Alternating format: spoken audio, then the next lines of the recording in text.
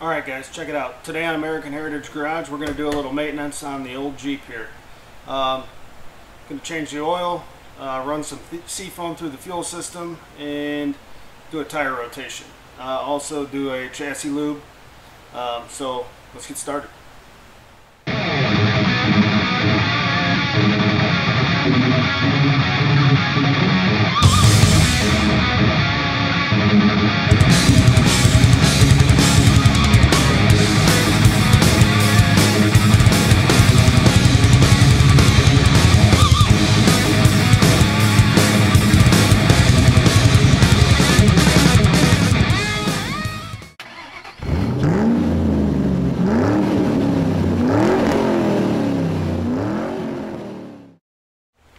Alright, so before we get started, I want to talk to you guys a little bit about some of the tools and stuff that I'm going to drag along with here for some of this maintenance stuff.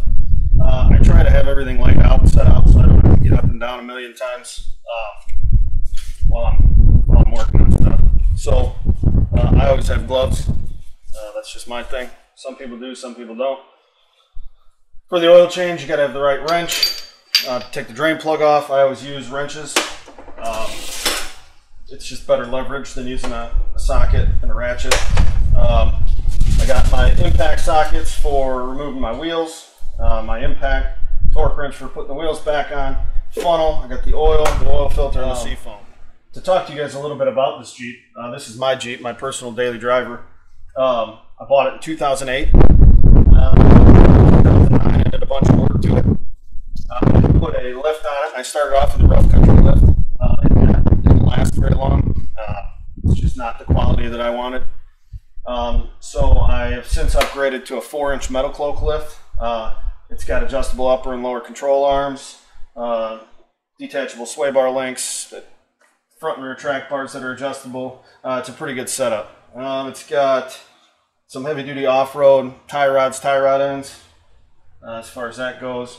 It's got 15-inch rims with 35 1250 BF Goodwrench mud terrain KM2s. This is the second set of tires. As far as the engine goes, it's pretty much a stock engine. I have a 62mm throttle body on it, cold air intake, throttle body spacer, a Jet Stage 2 performance chip. It has a MagnaFlow exhaust. That's about it. It's a 4-liter with a 5-speed. This thing served me well. It's only got about 118,000 miles on it.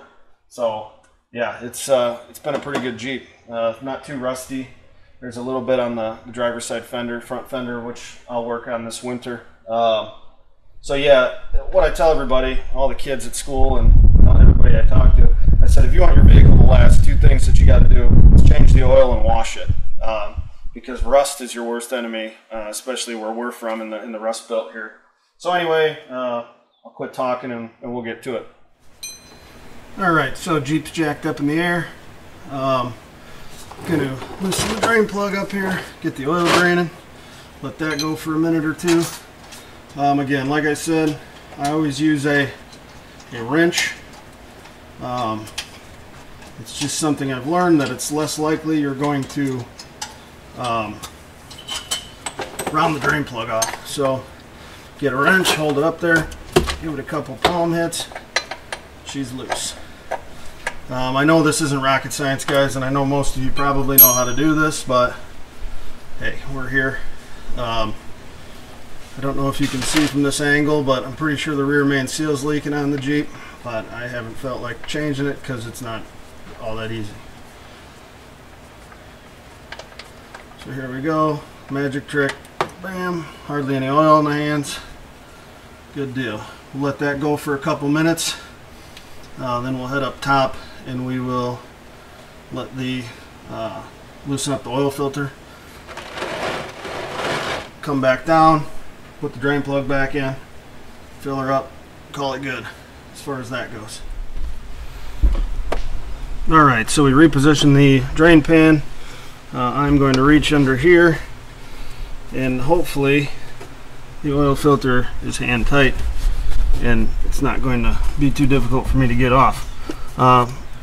Here's the oil filter. If you can't see, if you can see my hand here. So let's see if we can do this left-handed. Doesn't look like it. It's a little bit congested in here. But on this 4 liter, and a lot of 4 liters I've done, it's easier to come from on top to loosen the oil filter, so we'll see what we can do. 2 hands, got it. Alright, 2 hands, off it comes here.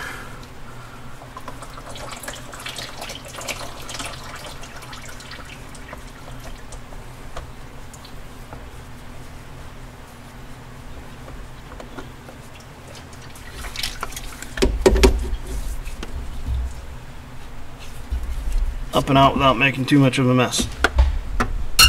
New oil filter, all ready to go. Important, the rubber gasket, the seal here, put some oil on this, please. Give that seal a nice little bit of lubrication. Also, when we go and put this thing on here, hand tight, guys, plus a little. Please don't put this thing on here with a wrench, with a filter wrench, with whatever else people use to put their oil filters on. Because if I have to change your oil and use like a oxyacetylene torch and a set of pliers and a screwdriver and all kinds of other fancy tools to get it off, I'm not terribly happy. Run it down. It doesn't have to be that tight. That's a thick rubber seal. Hand tight plus a little. That's good enough. It shouldn't take more than 2 hands to get it loose. Gonna do the tire rotation now. One quick thing, when you're doing a tire rotation, you got to know the pattern. On a 4-wheel drive vehicle, the tires cross. So the left front goes to the right rear, and the right front goes to the left rear. The left rear comes to the right front, the right rear comes to the left front. Okay. On a front-wheel drive vehicle, the 2 drive tires cross to the rears, and the rear tires come straight to the front. On a rear-wheel drive vehicle, the rear wheels cross to the front, and the front wheels go straight back. That's just a quick little tip on that. So I'm gonna knock this out, and once I get the wheels off, we'll grease it up.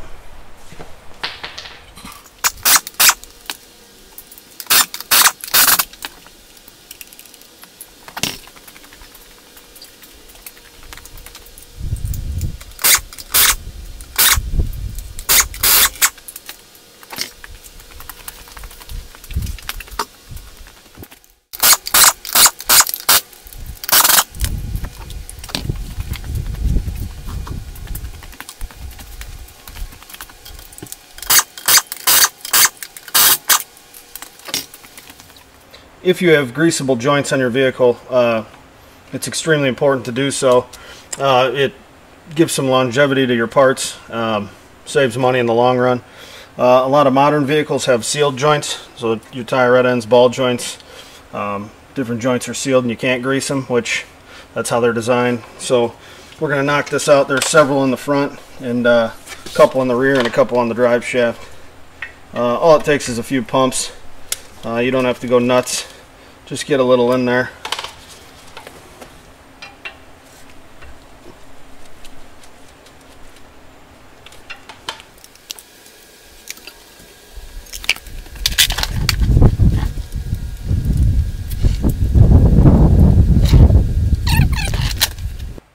So I figured I'd spare you the enjoyment of watching me struggle trying to put the wheels back on this thing. They only weigh like 700 pounds a piece, so it's no big deal. We got it done. Wheels are torqued. Oil's in the engine because that's boring, and I don't need to show you how to pour oil into an engine. It's not that exciting. Real quick, one thing I did want to talk to you about, I mentioned I use Seafoam. I don't know, it's nothing groundbreaking. I don't know how well it really works. There's stuff all over the internet about it. To me, it's cheap insurance. It's not that expensive for a can, so why not? I usually toss some in the crankcase, put some in the fuel tank when I fill up gas, and then I put it into the upper engine, which we'll do in a little bit. So, and I'll show you how to do that. That's a whole lot of fun. It makes a big smoky mess. So real quick, I'm gonna pour a little bit of this in here. It's 1 ounce per quart. Put 6 quarts in, so we're gonna wing it here. This is 16 ounces, so not quite half. It's pretty good. That might have been a little too much, but it ain't gonna hurt. So of course I'm not sponsored by Seafoam or anything, but if they want to sponsor me, that'd be cool. Like I said, it's cheap insurance, guys. I don't know if it works, but why not? Alright, so now the fun part. We are going to suck a whole can of Seafoam via vacuum into the upper intake. What that's going to do, it's going to get pushed into the cylinders, help clean the back of the valves a little bit, maybe clean the top of the pistons a little, get rid of a little bit of carbon, help loosen it up. By putting it into the fuel tank, you can actually, it'll be pumped up into the fuel line, therefore cleaning the injectors. Now, they do make a fuel injection cleaner, basically an injector that you'd fill this up with the Seafoam. You could hook this up at this end if you had a Schrader valve on your fuel system. This Jeep does not. I would have to tee off into the fuel line, and I'm not going to do that, so we're not going to use it this way. Basically, how this works is I just use some 3/8 fuel line. I took the vacuum line from the brake booster and disconnected that, so now I'm hooked up to intake manifold vacuum. This has to be hooked up to manifold vacuum, which means that it's below your throttle plate, i.e. so it's past your throttle body or your carburetor. So real quick, we're going to start the Jeep up and we will suck this in here. One thing to note, you're going to have to give it a little bit of RPM and don't just shove this thing in here. You kind of want to suck it up gradually. You don't want to put too much extra fluid into your cylinders. So we'll get started.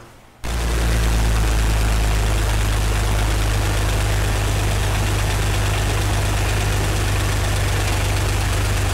right, here we go, guys.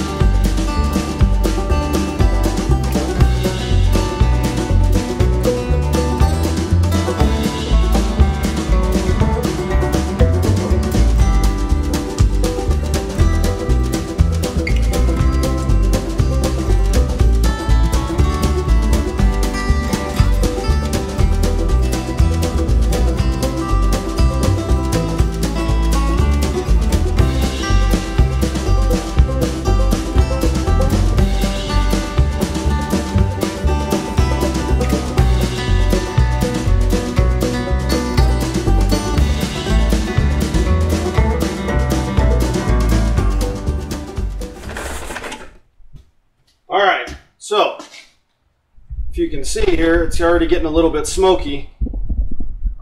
Straighten the camera up so you can see it here. It's getting a little bit smoky out here. This is going to create a lot of smoke. We're going to let it sit for 10 minutes. Then I'm going to back it out of the shop and we're going to run this thing. And that will hopefully knock some of that carbon loose and clean this sucker up. Alright guys, so Jeep's been sitting for way longer than 10 minutes because the battery in the camera died and it decided to start raining. So the sun's back out, so we're going to fire this thing up and we're going to blow some smoke out the exhaust.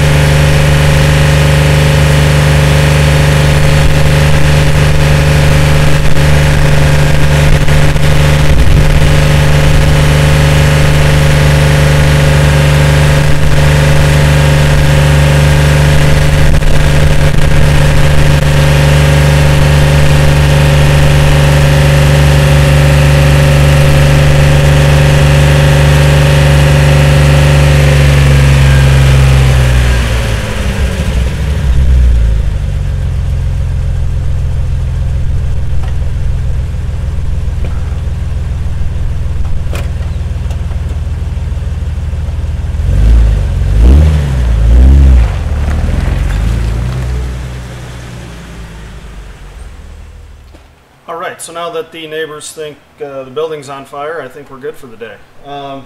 Quick recap: changed the oil, rotated the tires, did a chassis lube, Seafoam in the upper intake.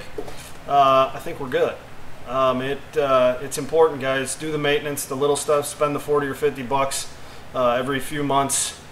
Keep your stuff in good shape. Nobody likes rotten, rusty vehicles. Nobody likes to be broke down. So yeah, pay attention to that stuff, guys. Make sure you're not consuming oil. Make sure you're not consuming coolant.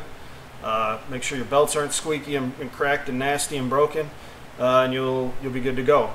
So I think that being said, it's time to head home and have some nice cold barley pops.